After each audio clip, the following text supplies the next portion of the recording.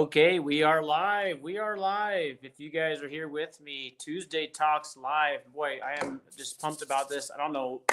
It's not like I got anything specifically, explicitly special plan for today. I'm going to lean in a little bit here, guys, just because I want to lean up so I can lean in. But can you guys see me okay? If you're here with me right now, maybe drop a comment. Let me know that you're here. Do the thing. I see Kevin Smith. He's got the sub 2 hand going up there. If you guys are with me today, and we are live right now. Actually, I'm checking in on my Instagram right now. I'm just checking to see if we're live on Instagram. Bear with me for just 1 second. I don't know if it actually connected, so give me 1 second. I think actually, no, it looks like it is. So we are good to go there. Cool, cool, cool. All right, so wherever you're watching from, if you are with me and you can hear my voice, just as a quick little mic check to start off, drop in hello or give us a thumbs up, give us a sub 2 symbol. You guys know that's infamous now, famous, whatever. And let me know where you're watching from. If you guys are out and about right now, I think Kevin's over in the East Idaho area. And we got Andy, Renovate Guys is on. Cool. Let us know where you're from. I'm just checking in real quickly. I gotta send a text to my wife. You guys bear with me 1 second. And I got to send her a text, let her know. We got Ankit on here today. Ankit's coming in from Seattle. What's going on, bro? You got any more leads today? Guys, Ankit is a lead generating machine. He's out there just putting out offers. If you guys don't know him yet, you need to get connected. He's got some things that him and I are working on together, but I'm sure he'd love to know more buyers than just me. So you guys make sure you get connected with Ankit. And he's been out there making offers on properties. And in fact, he's got a lead out in, I guess it'd be kind of like Eastern Washington that might work for somebody. It didn't work for me. I just didn't like the numbers on it. It was a little bit too tight. But he might be able to help you go back and make a better offer.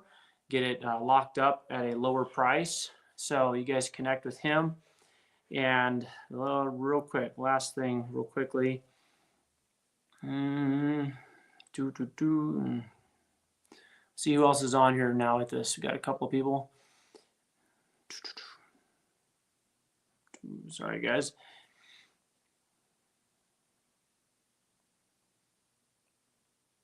Okay, cool. Officially ready to go, ready to get started. So let's see, where do we want to start today? If you guys have questions, please drop them in the comment section. Ask your questions. Even if I don't get to it right away, I'll be going back and revisiting the questions space. I feel like my setup is a little bit off today, so I'm trying to get my whole head in the screen. I don't know, my head, I don't think I have a big head, but I guess I need to move down this way a little bit. Cool. So I've got my little notebook here with me. I've got some things that I want to go over today, but before we jump into that, I wanted to give you guys all a chance to sound off. If you have something to work on today that you are needing some help with, then please drop it into the comment section. Ankit, I'm curious if you have anything else that you are making offers on right now. If you do, let us know what you're making an offer on. You don't have to put the address in there or anything. Just let us know if you got anything going out today.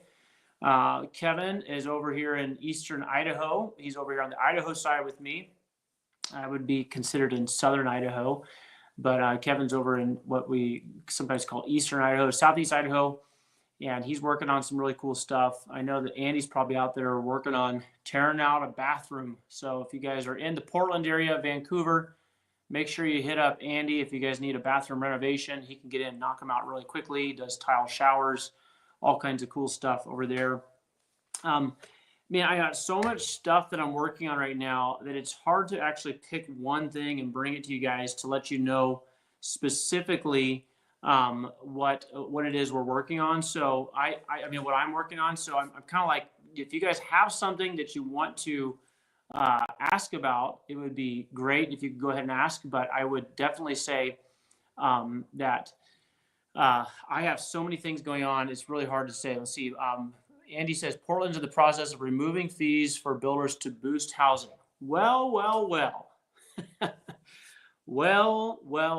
Lottie freaking da, right? So No, the truth of the matter is all of your blue states and whatever, right? I'm not going to get into politics, but all of your blue states are massively suffering from lack of housing. They have literally created a housing crisis, and so you have a ton of things that are being deregulated now. I was just on a call earlier today with a fund manager. They've got some people that are looking for funds in LA County. That's right, literally in the city of LA. And what's pretty cool about it is there's a whole bunch of really good things that are actually happening. Now, when I say good things, what I mean by that is I mean stuff that should have been happening all these years. It's common sense stuff, but there's a whole bunch of things that are now kind of being unleashed. And right now is a time to be jumping on new construction type of stuff with the right types of projects. I want to be clear about that. You want to have the right types of projects. There's a bunch of really cool stuff that's happening right now in LA. It's happening in the Seattle area. It's happening in the Portland market. Andy just mentioned here that Portland is, let's see if I can get this on the screen there. Get you guys comments. There we go. Yeah, Andy with Renovate Guys says Portland's in the process of removing fees for builders to boost housing.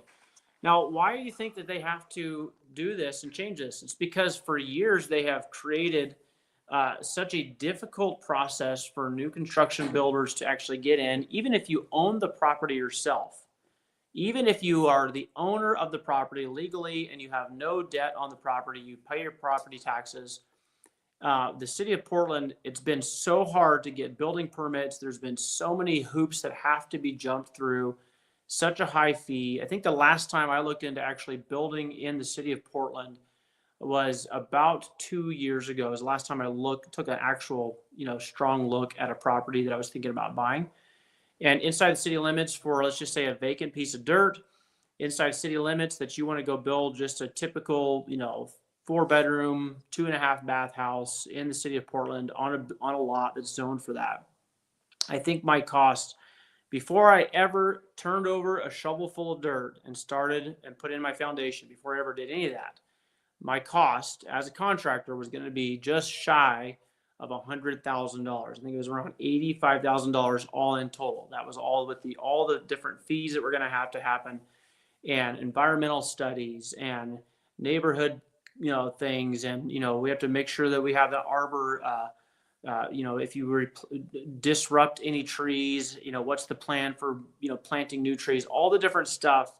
If I remember, I was around $84,000 before you could ever actually start digging the dirt up to put in your own foundation for a house. So imagine what that's done to the new construction in the Portland area. First of all, the only people that would even want to build new construction would be, for the most part, people that actually have the capacity or the funds to be able to pay those types of fees, right? So because of the fact that those fees are so high, it obviously just completely blocks out the vast majority of most like your I guess you'd say your general public that would maybe want to go out and grandma inherited this property from grandma. It's got an additional lot on it. Let's go build something for the family to add housing or do updated housing or build a new house that we can sell to pay off grandma's house, whatever. Most people can't afford to do that because they have to come up with $85,000 in fees just to get started.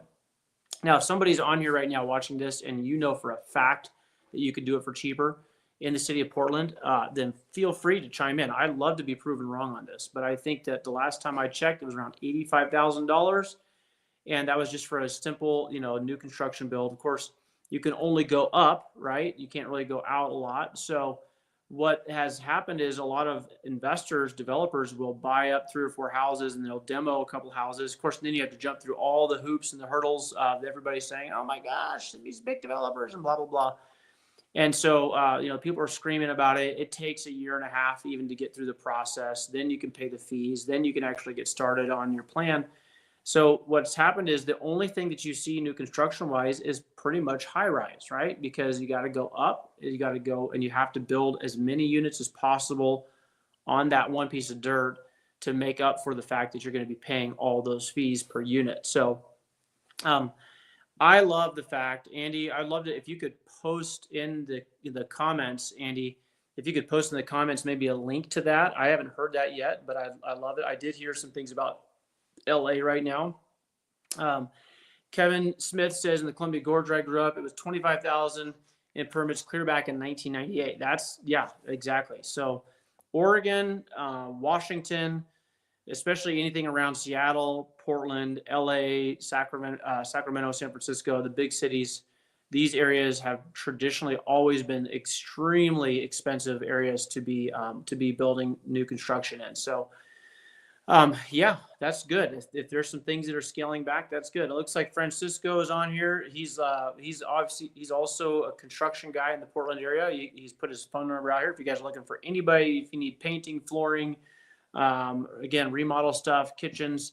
Francisco does work for a lot of the flippers and investors here in the Portland market. So I know he's done work for a lot of people in the PDX REI group. So thank you, Francisco, for throwing that out there, and thanks for being available, bro.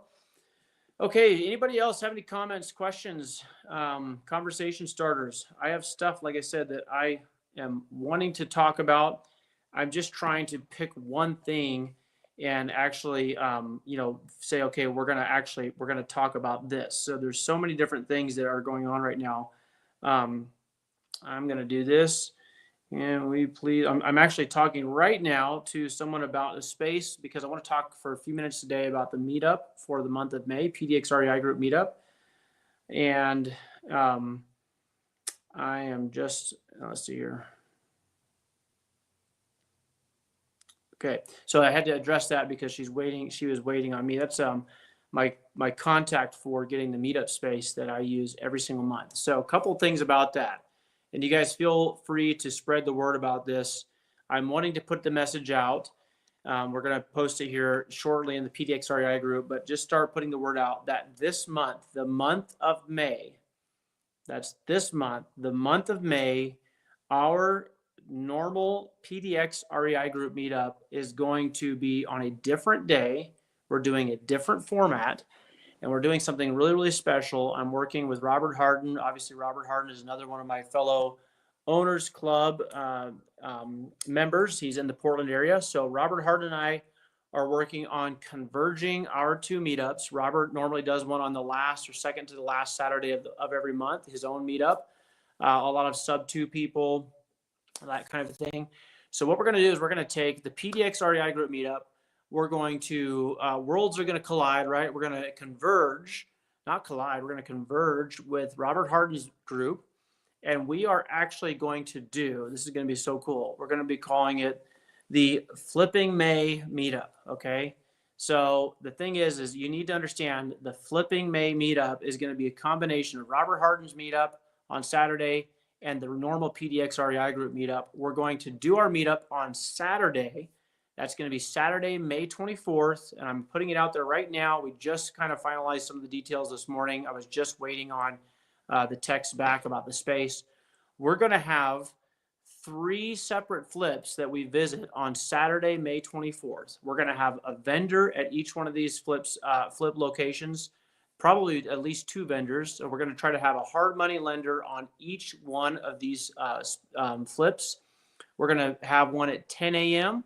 We're going to have another one on site in Portland at 12 noon. And then we're going to be doing another one at 3 p.m. At 2 p.m. And then we're going to all kind of regroup back together at our meetup space at 4 p.m. We're going to have food catered in. We're going to have vendors there. We're going to have each one of the flippers that we were on site with them. We're going to have each one of them present to our group how they found the deal, where they got their money, and what the project has kind of been like. It is going to be awesome. It's going to be the Flipping May meetup. Okay. So again, just putting it out there. This is the first time we've actually announced this. This is live right now. We're going out there. So the PDX REI group meetup this month is going to be a convergence of Robert Harden's meetup and my meetup. And we're going to be doing it in Portland. We've got 3 flips we're going to be going to. We're going to have vendors. We're going to have refreshments. We're going to have all kinds of really cool stuff. And then we're going to kind of, all of us are going to regroup at 4 p.m. Instead of the normal 6 p.m. on Thursday night, we're going to do a 4 p.m. to 7 p.m. on Saturday. That's Saturday, May 24th. But we're going to start. It's going to be a long day, you guys. We're going to start at 10 a.m. at our first flip. We're going to do a tour of that flip. We're going to ask questions on site. We're going to get to see it, smell it, taste it, handle it. So you guys, please, okay, please right now, make sure that maybe just put it right here. If this is coming through, if you guys get it, put in May 24th or put in Flipping May, okay? Flipping May meetup, drop it in the comments. I want to make sure that this is getting through because I have to know that you guys hear this because I'm going to be counting on you guys to help me spread the word about the Flipping May meetup. And that's going to be May 24th, doing 3 flip on-site visits. Going to be talking about this stuff. We're going to be putting it out there in the Facebook groups, but I need you guys to start talking about this. Okay. So Flipping May, put it in the comments. You guys make sure you just say, maybe even go into the PDX REI group or go onto your actual own page right now and just say, hey, some big things coming, stay tuned for details about the Flipping May meetup. And so I want to put that out there because we're going to have a great time. We're going to try to get as many people out as possible, and it is going to be a blast. We're going to have the title company out there. We're going to have hard money brokers on site. We're going to have contractors that are there. Anybody that is, I'm going to ask each one of our flippers to pick one of their contractors that really did a bang up job and have them on site of that day. And we are going to really actually talk about a lot about flips. So if you guys have been interested at all in flips, if you've ever thought about doing a flip, I want you guys to just plan on coming out on May 24th. Put it in your calendars. Plan on being there with us. We're going to make it a full entire day of it. It's going to be awesome. So we're going to make it. It's really going to be literally from sun up to sundown because I'm going to be preparing things in the morning. But the Flipping May meetup, make sure you just mark it on your calendar, May 24th. It's a Saturday, so most people should be able to get off and get out there for that. Next Tuesday, that's a week from today, I'm going to have Robert Harden come on, and he's going to talk about some of the things that he's got planned for us. He's going to talk a little bit about his group. If you guys don't know about Robert Harden, you're going to get to meet him. You're going to get to hear about him and hear what he's been doing. Again, fellow Owners Club member. And we are super pumped to be doing this for you guys, to bring it together, to bring these two groups together and actually get out there in the community and show you guys on-site information about these local investors that are out there doing these flips, right? These are not, by the way, one of those people that we're going to be featuring on site is going to be Caitlin Beals. If you guys remember from the proximity event in February, just a couple of months ago, Caitlin had never done a deal before. She'd never done a flip. Caitlin is neck deep into her first flip right now. We want to come out there and support her. We're going to rally around her. We're going to learn from her. But literally, Caitlin Beals is becoming one of the people in the area that's getting known as, oh, hey, send your deals to Caitlin Beals, right?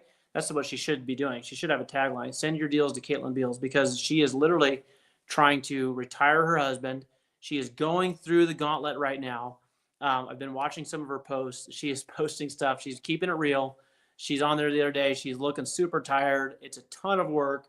But, guys, there's nothing like doing your first deal. So Kevin's got a garage unit on his property that he's looking to turn into an ADU. So, Kevin, feel free to ask any questions you have about that.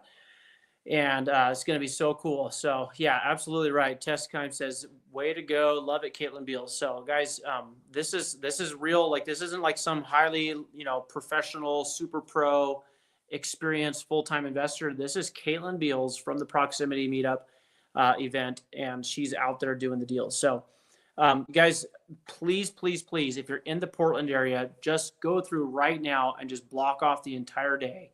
We're doing 3 specific different flip locations because I want people to be able to come out to at least one. So I love it if you guys come to all 3. I think you're going to get the most value. You're going to get the biggest bang for your buck. By the way, this is a free event, so no costs involved at all for you. We want to show you guys how to do these flips. We want to bring you out there on site, get it out of theory, get it out of the classroom, get it to on-site visits, ask the real questions, see the raw problems, see the potential, and actually get to meet some of the people in the Portland market that are doing that. Teskheim and Kevin Smith, I have a similar plan to do something like this here in the Boise market. We're probably going to push it off till sometime in the fall, just for waiting for the weather to cool down a little bit, so we're not doing it in the blazing heat of the Idaho summer. So we're probably going to do that sometime in September, October. But guys, this is going to be fun, and we've never done this before. And this is something that is kind of out of the norm for, I don't know of anybody that's actually doing this in the Portland area. So it's going to be a big deal. You guys stay tuned for that. We're going to have more information on that. So super pumped about that. And again, next week, don't miss next week's Tuesday Talks, because we're going to have Robert Harden here on with us. We're going to talk a little bit about our game plan, and he's going to introduce you guys to some of the stuff that he's doing. Okay, what else do I have? Man, I've got so many things I wanted to talk about today. Let's see. Kevin Smith says, any construction guys in Treasure Valley able to look at an ADU conversion and get some pricing so I can make sure I have my finances in line? So I believe that that's possible. I think, Kevin, the bigger question would be, first of all, where is that unit? Because if I remember right, it's over there on your side of the state. And so you probably want to find somebody that's closer to home to give you pricing, because believe it or not, pricing does adjust from area to area, city to city. But definitely, if you guys have anybody that you know that you could refer to Kevin, then please do help him out with that. Okay. Let's see here. Bob's on here. Hey, PDX family. Bob, I don't know if you heard that or not, but we're doing a big deal. We're doing the Flipping May meetup, and it's May 24th. I'm sure you probably caught most of that, but if you didn't, May 24th, mark it on your calendar. Myself and Robert Harden are going to converge our two meetups. It's going to be Saturday, May 24th. We're starting at 10 a.m. We're going to do our first flip on-site visit. We're going to do a noon on-site visit for our local flip, and we're going to be doing a 2 p.m. visit on-site. And then all of us are going to be regrouping for a big barbecue, catered food. I'm going to have pulled pork. We're going to have a great time. May 24th, Saturday. Lock it into your calendar. Let's go. Okay, there you go, Bob. Spread the word, Bob. Kevin says it's a notice between Caldwell and Parma. Tess might have somebody. I know she's been talking to some different contractors. I have a contractor that just finished up an ADU. I'm going to be doing a live walkthrough of that on Monday here in Eagle. It's a little bit of a high end.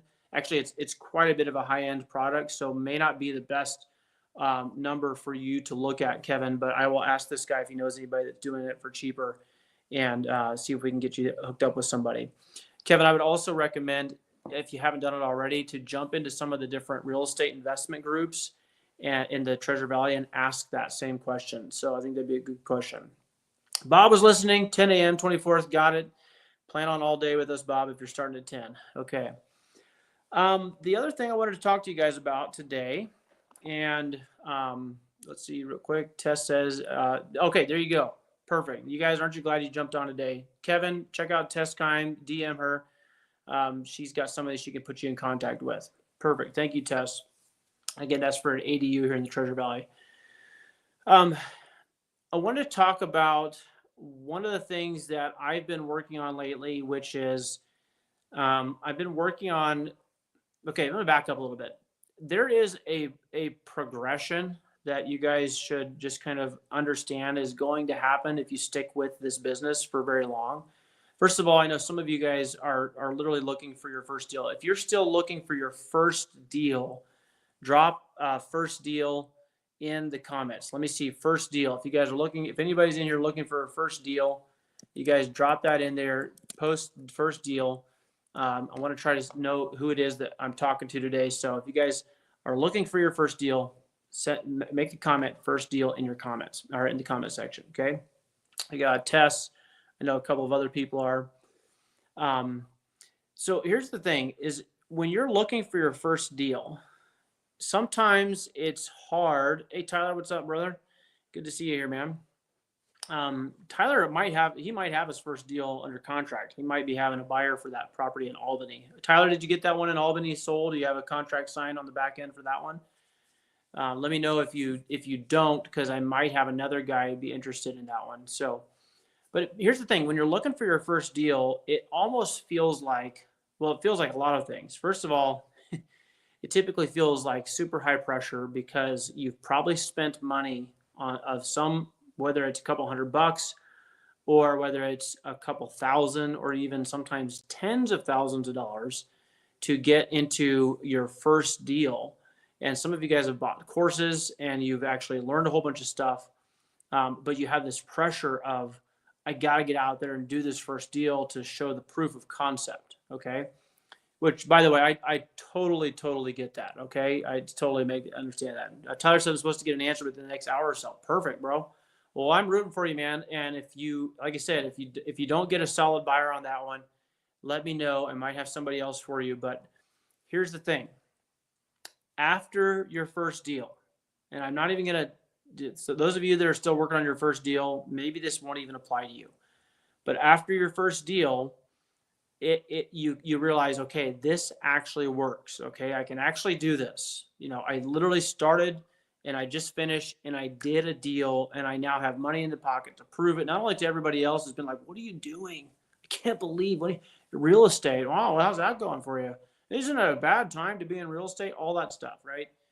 Once you get your first deal closed, it's kind of like, hey guys, let me show you the paycheck. Now, even if your check is like $5,000 and you spent $15,000 to get the figure out, it's just nice to be able to say, hey, look at this. You know, I made money doing this. I proved not only to everybody else, but I also proved to myself that this can be done. That feels awesome. Okay.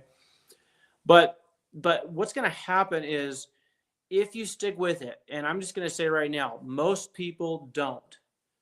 Most people that get into real estate, right? If they get into real estate, what that typically means is they start watching videos on how to wholesale, or they start, you know, making offers. Right? I've got Ankit's out there. He's calling up properties that are on market, right? You start making these calls, you start getting these leads coming in, and then it doesn't close, or you get busy with life, and most people fall off the wagon, so to speak. Okay. So a lot of people don't make it, but for those of you that do, what you're going to see is you're going to start seeing a progression. Okay. If you guys understand that this is a journey, then it's going to help you so much. Now, I want to say that again. If you can get this in your head, if you can just get this locked in your mind, believe it in your heart, this whole entire real estate thing is a journey. Yes, you have to start somewhere. There's no doubt about that, right? Most people, all they do is learn. They're on here, you know, watching videos, they're consuming content, they're following all kinds of people on their Instagram, but they never actually get started in like really doing the thing. Now, some of you know people like that, but I think everybody I'm talking to today, you guys are out there doing the thing. You're making offers. We talked a few minutes ago about Caitlin Beals. Okay, Caitlin Beals went from just getting started on a little cheap, kind of inexpensive course, figured out really quickly that was not the thing she wanted to do, landed on 10xing her plans, started out the new year with a goal of doing 10 flips in the year 2025 so she could retire her husband, Jonathan. And she's on her way. She's well into neck deep, if I could say it that way, into her first flip, and she's doing great. Okay. You say, man, I saw a post. I don't know if she's doing that great. No, she's doing great because she's doing the thing. You get it? So you guys are already on your way. Some of you guys are already like, you're out there making the offers. You're doing the thing. What you're going to see happen is this. You're going to see that eventually you kind of start getting a routine. You start understanding how the process goes. And what ends up happening is you end up having, I want you to just type this in the comments, okay? You end up having better problems, okay? Somebody comment in the chat, okay? Type in better problems. Wherever you're watching from right now, stop and type in better problems. I want you to type it out because I want you to actually see it. I want you to see it in front of yourself. Type it out, better problems. This is a super, super important thing for you guys to understand, okay? Better problems are what comes with longevity, okay? Thank you, John George. Appreciate you. He's got better problems. He's listening. We got Bob Bourne on here. Better problems. That's correct, okay? Guys, I want you to type it out. I want you to post it in there because I want you to get used to this phrase. And I know this is, you know, old hat for some of you, but get used to this concept of better problems, okay? And what I mean by that is this specifically. If you are in this business thinking that somehow or another doing a flip or getting your first wholesale deal or having a good buy and hold is going to eliminate your problems, then you're smoking something. Okay. Now I know it's all legal in Oregon, but here in Idaho, you got to be careful because you don't want to get caught smoking stuff. Okay. Just kidding. I don't smoke. I don't chew. I do kind of run with some of those that do, but the point is, I'm saying, like, you gotta be smoking crack if you think that somehow or another doing a first deal is gonna fix a bunch of problems. Guys, it's not gonna fix a bunch of problems. It might address a particular problem that you have, but I would say that the particular problem that you have is most likely not even a money problem. It is a problem with proving to yourself that you can do something that is different, something that is big. And I know most of you, because I know myself a little bit. There's just this drive to see if I can do it. Can you guys relate to that at all? I've got to find out if I can do it. I'm not trying to prove something to anybody. I don't have any desire to be like, hey, everybody, look at me now. I'm doing it. Check it out. The issue is that I want to know, can I do this? I think I can. I think that I can. Okay. And so here's the deal. When you have that type of mentality, when you have that type of attitude, you don't eliminate problems. You end up replacing your problems. What do I mean by that? I mean this. Some of the problems are going to go away. Maybe it will be a money problem that will no longer be a problem. But did you guys know this, that there's a song that goes, "Mo money, mo problems"? Okay. When you have more money, you still have money problems. It's just a different type of problems. Now, again, that's why I say I would rather have those types of problems than the money problems that I've had in the past. Can I get a witness, right? So and Bob, I see your comment here. It's not even so much about creating our own problems, although yes, I mean, I would rather have the problems that I create than the problems that are, handed to me by somebody else. So I totally get that part of it. But what I mean by better problems is this concept that when we go out and we actually do the thing and we succeed, or we do the thing and we fail, we are going to create better problems. We might eliminate some problems, but we're just going to replace them with problems that are hopefully potentially better problems than the ones we have now. So if you get this idea, if you understand this process, or this concept rather, then it helps you stay in this a lot longer. Okay, that's really the whole point of me wanting to say this. I'm gonna tell. Don't send this video to my wife, okay? But I'm gonna use my wife as an example. My wife and I are very different in our temperament. Okay, my wife is pretty much 100% introvert, homebody. She loves being at home. She doesn't mind meeting new people, but her social battery gets drained really quickly. And by the way, I love her. She's the perfect complement to me, because as you guys might be able to tell, I don't mind. I know that I've never met a stranger, right? I could talk to anybody. I love it. It's just something I really thrive on. And my social battery goes up. It just keeps on getting charged the longer I hang out. So that's why I'm always the last one out of the PDX group meetups. I'm the last one out. I turn the lights off. I lock the doors. Everybody else is gone, because I just love being there to the very end. I want to kind of get every last drop I can out of being around you guys. So, but my wife, she has for years operated under this idea that and I'm, again, you guys, you understand, I'm not throwing my wife under the bus at all. I'm saying this is how she's built, and I've had to help her understand this, and I'm hopefully going to help somebody here today. Okay. My wife, absolutely right, James. James says better solutions, bigger rewards. Okay. The idea though is better problems is you have to be okay with problems. Okay. I'm going to say it again. You have to be okay with problems.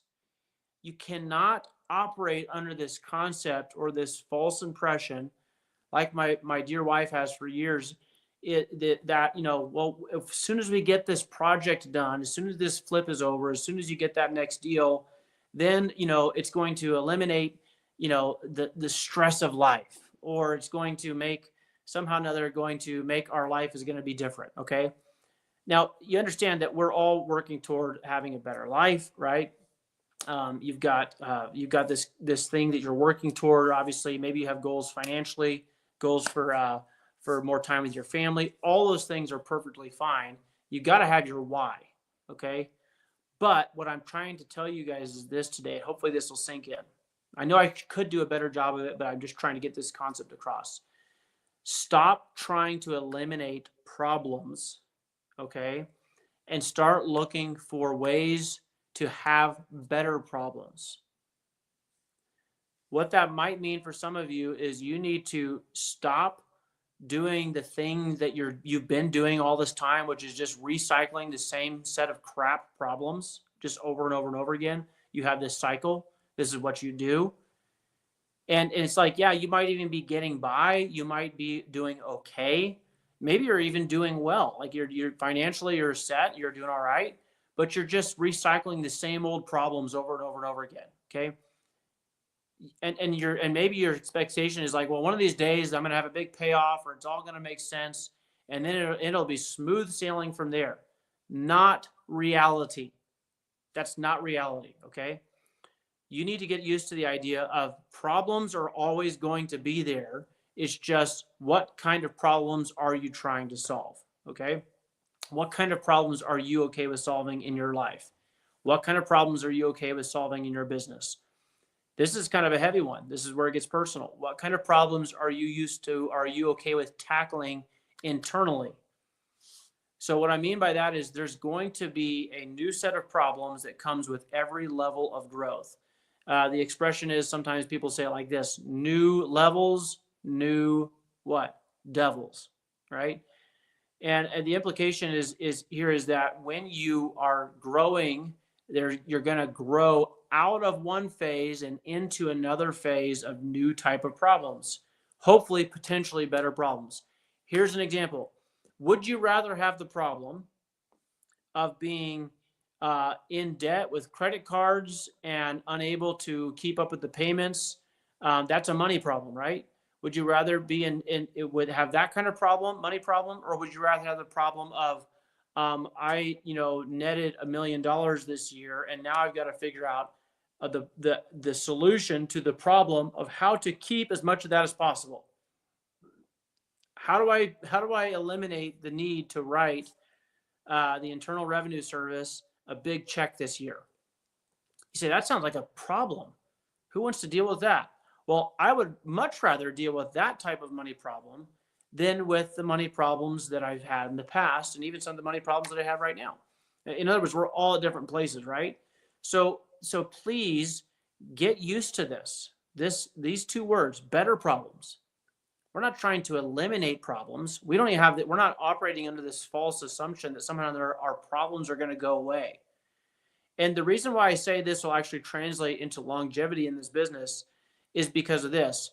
If you're operating under this assumption that if you can just get through a deal or you can get another deal closed, or if I could just do 10 deals a month, some people have if you guys are wholesaling, you've kind of heard this magic number, five deals a month, 10 deals a month, whatever.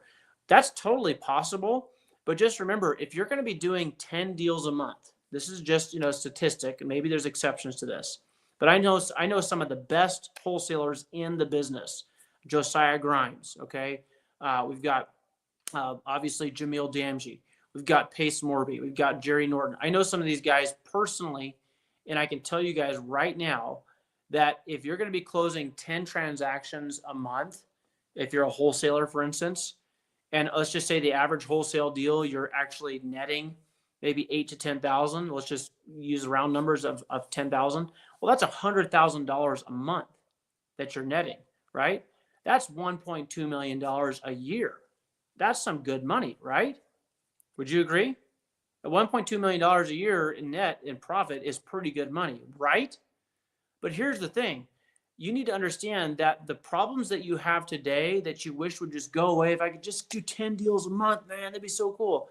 To get 10 deals a month, you are going to have a whole new set of problems, okay? And you have to understand that as you grow and as you move into a different space, you're going to have problems. There's just hopefully they're going to be better problems, right? So why am I even bringing all this up? Because of the fact that as I have been growing, I've been watching, and I had to learn this, by the way, in real time. I'm trying to help you guys by fast forwarding or at least telling you what to expect, right? So I've had to learn this. And one of the things I've learned as I've grown through this whole business is that every time I've come to a place in my business where I'm feeling like I kind of got the stress of like, oh man, I don't know how I'm going to fix this. I have learned to embrace that. I mean, truly just be like, yes, finally, it's been a year and a half. It's been 2 years. It's been 6 months since I have had this feeling of knowing that I've got to do something different, or I've got to expand, or I've got to grow, or I've got to change something, or shift or pivot. Because if I don't, I'm going to be stuck dealing with these same type of problems. I have learned to literally lean into that. It doesn't always mean it's like right in the moment. Okay, I want to be clear. I'm not trying to make myself sound out to be some kind of a hero. I'm just saying, if you guys can learn how to embrace those problems, lean into that when that time comes, it is going to help you push through this business and progress so much faster than sitting around and, number one, focusing on the problems that you have right now and worrying about those.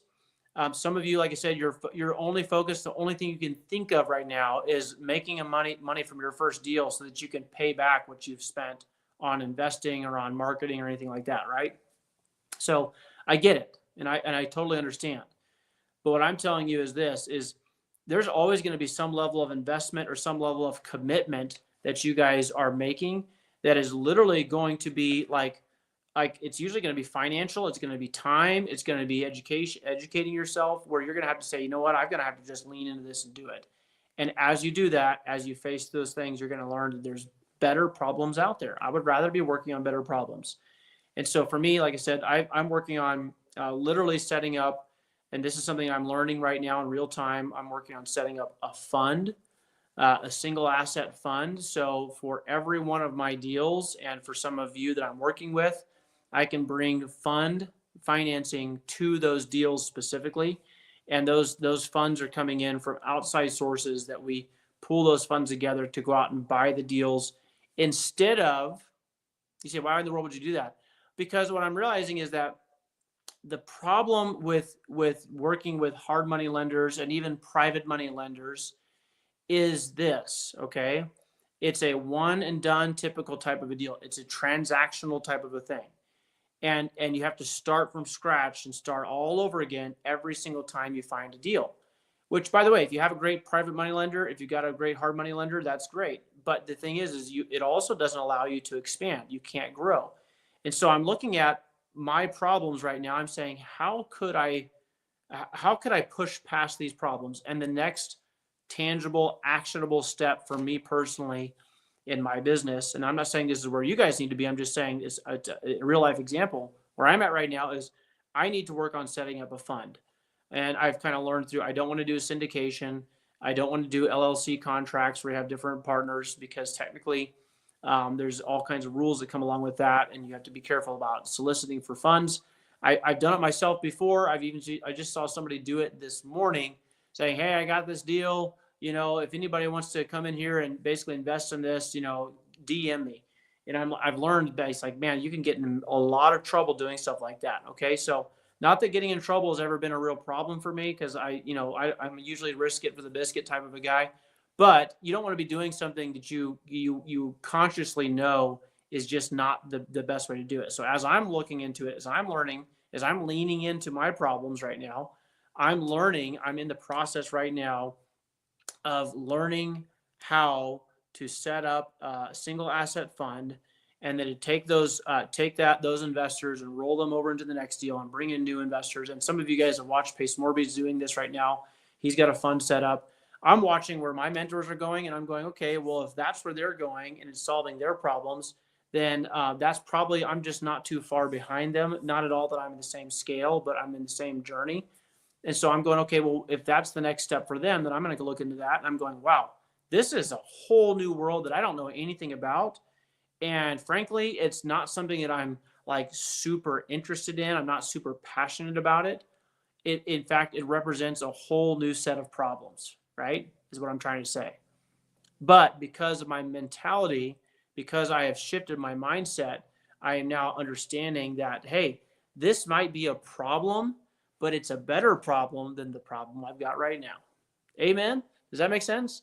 Sherry says she's given us, yes, single asset funds are a boss move. Thank you, Sherry. Now, again, I'm learning it right now. I'm learning real time. Okay. I was on a 3-hour Zoom call this morning. Learned a ton of stuff. I've got a lot of great things written down. I'm going into it again, round 2 tomorrow. But what I'm learning is that the single asset fund is just where my business needs to go, guys. Don't be like, oh boy, now he's talking about this high crazy stuff. Okay, no, I'm not trying to say any of this to make it sound like, well, look where I'm at. What I'm trying to say is, it wasn't very long ago I was trying to figure out how to get my first deal. It wasn't that long ago I was trying to figure out how to get my next deal. Okay, it wasn't very long ago I was trying to figure out how to get the down payment money for my hard money loan.